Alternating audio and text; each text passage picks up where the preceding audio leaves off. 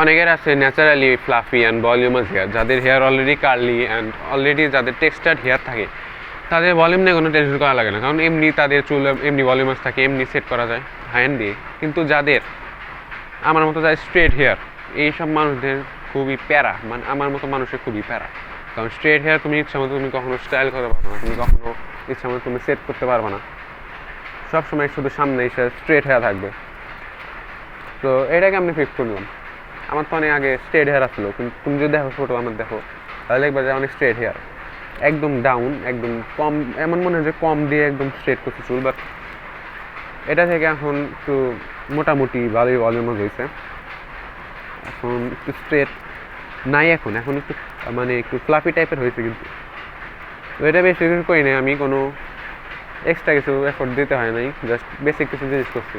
যেমন আমি shampoo use করি না, কিন্তু আমি শ্যাম্পু ইউজ করা বাদ দিছি অলমোস্ট 2 ইয়ার্স হইলো। 2 বছর আগে আমি শ্যাম্পু ইউজ করা বাদ দিছি। আর বাদ দিছি মানে এই না যে একদম বাদ দিছি, মাঝে মাঝে ইউজ করছি, কিন্তু কন্টিনিউসলি ইউজ করি না। আগে মানে কন্টিনিউসলি ডেইলি ইউজ করতাম, ডেইলি চুলে শ্যাম্পু লাগাইতাম, কিন্তু এখন আর ডেইলি লাগাই না। এখন খুবই দরকার হলে লাগাই, 6 মাস পর লাগাই, তাছাড়া কোনো কারণ ছাড়া শ্যাম্পু ইউজ করি না। কারণ শ্যাম্পু ইউজ করলে তুমি কোনো বেনিফিট পাবো না, তোমার অনলি লস। কারণ তুমি শ্যাম্পু ইউজ করলে তুমি ন্যাচারাল চুলের যে অয়েল থাকে সেটা তুমি এক্সট্রাক্ট করতেছো কোনো কারণ ছাড়া। এই ন্যাচারাল এক্সট্রাক্ট করলে তোমার চুলের কোনো ময়শ্চারাইজিং এজেন্ট তোমার হলো সেই ন্যাচারাল অয়েল, এটা তুমি যদি বাইর করে দাও তাহলে তোমার তো কোনো চুলের সেফটি তুমি নষ্ট করে দিতেছো, তোমার প্রোটেকশন, তোমার চুলের কোনো প্রোটেকশন তুমি রাখতেছো না, কারণ এটা হলো তোমার চুলের প্রোটেক্টিভ লেয়ার।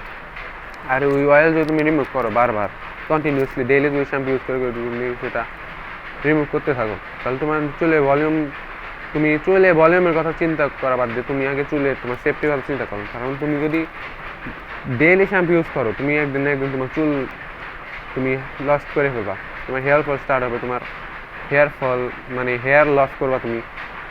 তো এটাই আসলে তুমি শ্যাম্পু কখনো কারণ ছাড়া কখনো ইউজ করবা না। যদি চুলে খুবই ময়লা থাকে তখন ইউজ করবা, অ্যান্ড শ্যাম্পু বাদ দিয়ে দিবা, শ্যাম্পু কন্টিনিউসলি ইউজ করবা না, because shampoo is the reason why I achieve fluffy hair from straight hair, shampoo. And next thing is, একটা জিনিস আছে সেটা হলো চিরুনি। আগে আমি সবসময় চিরুনি দিতাম, সবসময় চুল স্ট্রেট করে রাখতাম চিরুনি দিয়ে, কিন্তু হঠাৎ করে বুঝতে পারলাম যে চিরুনি দিলে মানে চুল আমি ধীরে ধীরে বারবার যদি চিরুনি করি তাহলে সেটা স্ট্রেটই হয়ে যায়। তো চিরুনি না দেয় ভালো।